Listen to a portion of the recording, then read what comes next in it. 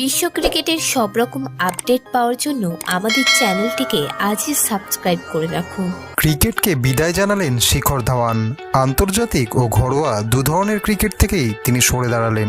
অবশেষে ক্রিকেট থেকে রিটায়ারমেন্ট নেওয়ার পর শিখর ধাওয়ান লিখলেন, আমার ক্রিকেট যাত্রা শেষ হলো, সঙ্গে থেকে গেল অসংখ্য স্মৃতি ও কৃতজ্ঞতা। যে ভালোবাসা ও সমর্থন পেয়েছি তার জন্য অসংখ্য ধন্যবাদ। জয় হিন্দ। 38 বছরের ধাওয়ান দেশের হয়ে শেষ খেলেছেন 2022 সালের ডিসেম্বরে।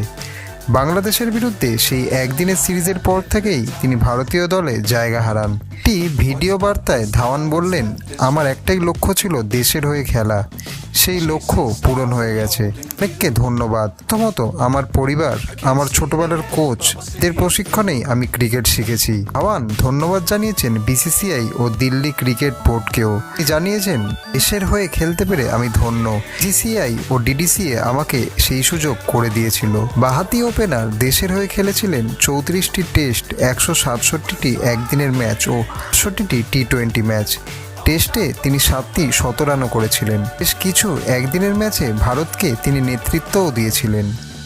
ভিডিওটি ভালো লেগে থাকলে বাংলার ক্রিকেট চ্যানেলটিকে অবশ্যই সাবস্ক্রাইব করে দিন।